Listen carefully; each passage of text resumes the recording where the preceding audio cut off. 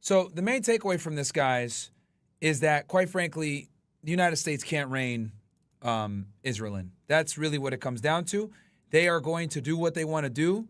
Obviously, they're saying, hey, we're going to defend ourselves, etc. And that's what they've been saying now for months. But they've pretty much led a whole... Hold on one sec. I'm communicating with Bills, guys. Doing a million things at once here. Boom.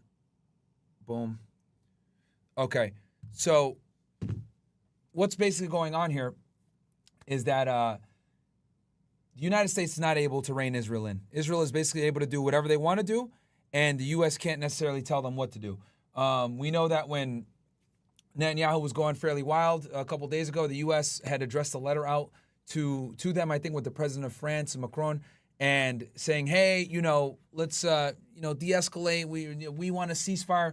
Like, they're way beyond a ceasefire, guys. There is going to be no ceasefire at this point. At this point, it's just going to be retaliation, tit for tat, and, hopefully someone kind of backs down a bit. That's where we're at now. There isn't really a concept of a ceasefire. And the thing is that, and we're on all the platforms, so I'm going to say this in a way that makes sense while being on said platforms. Israel is going to do what Israel wants to do, and they're not necessarily going to bend or fold on what they want to do because they have an enormous amount of influence in the United States, okay, through different political lobbies. And they're the number one country that we give aid to. So they're going to do what they're going to want to do. And to them, they look at it like, yo, Iran has funded Hamas. They funded Hezbollah. These guys have shot rockets at us. These guys have invaded us. We're going to go ahead and finish the job, right? This is what Netanyahu said when he came to the United States and he was talking to Congress. Give us the money, give us the money, give us the aid so we can finish the job. But the problem with finishing the job is at some point, they're going to need American assistance, right? Hell, they used American assistance to shoot down these missiles, to help them shoot down some of these missiles that came in. Because what ended up happening was they shot a barrage of missiles, right? And Israel can't go after every single missile. They have to obviously pick and choose which ones are hitting the most important areas and target those and stop them. But a bunch of missiles actually were able to land in right outside of Tel Aviv and hit military targets. So whether the United States wants to admit it or not, we are involved in this situation, right? We're going to try to mitigate our involvement. But the reality is they're fighting a war on multiple fronts. So we have to help them. So from a defensive standpoint, we're obviously going to be there. Now, a lot of people are wondering, well, Myron, are we going to go ahead on an offensive front? I think the only way that the United States is going to be involved in an offensive front is there would need to be some catastrophic war event where Israel is almost incapacitated or can no longer defend itself for us to be able to do that.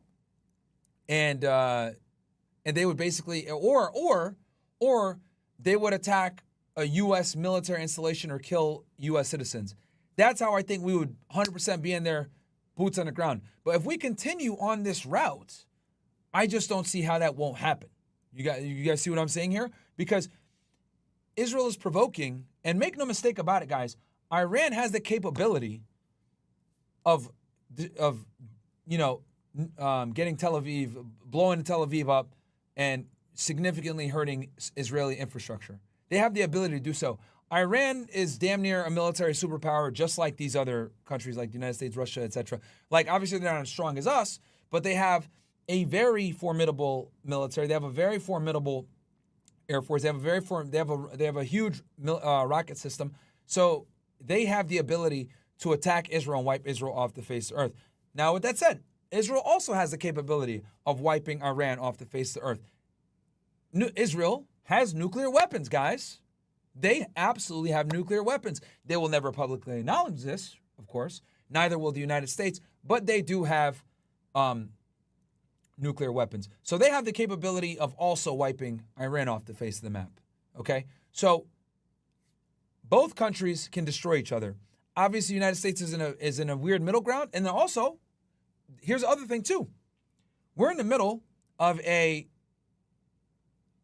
election period, right? Sorry, guys, a million things going on right now. I got Bills hacking into my computer and fixing things. Shout out to Bills. But just so you guys know, Bills is the one doing all this. He's doing the team viewer shit. So shout out to him. He's helping me out right now as we speak. I see him doing a bunch of stuff on the computer, and I don't know what's going on. I'm just talking to y'all.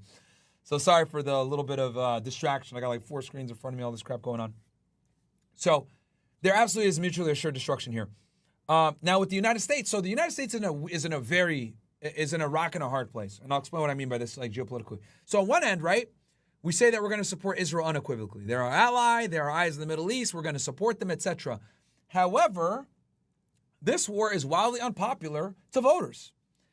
A poll was done about 60% of Americans don't want to go into a war in the Middle East, right? So this is why Netanyahu's had to come to the United States, say I need money, say I need funding, say I need support, etc. So this is what's going on.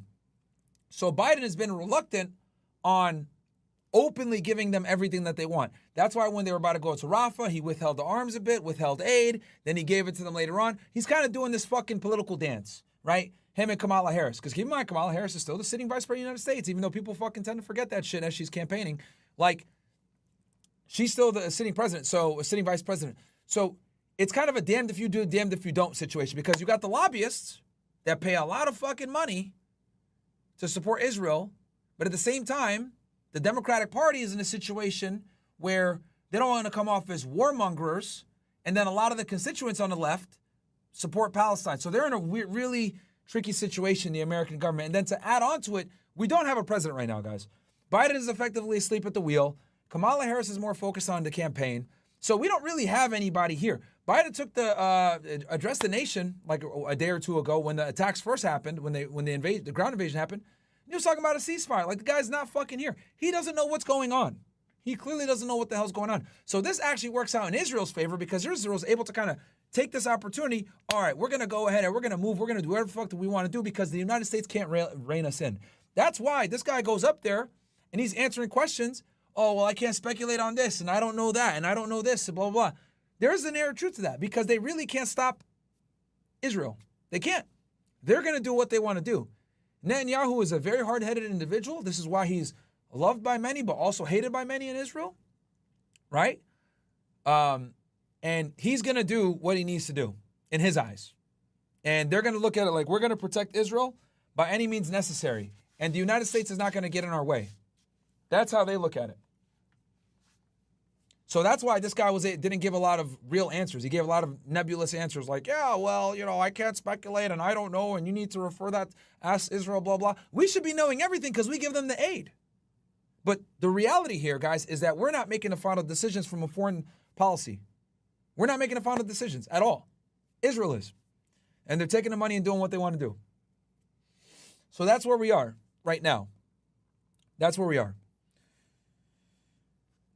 And the fact that we're in the middle of a presidential election year makes it even tougher for the United States to do what they're going to do. Their hands are effectively tied because this is a very unpopular war from a voter perspective. But at the same time, they have a diplomatic duty to support Israel, especially with all the lobbyists. So that's kind of the crossroads that we're at politically.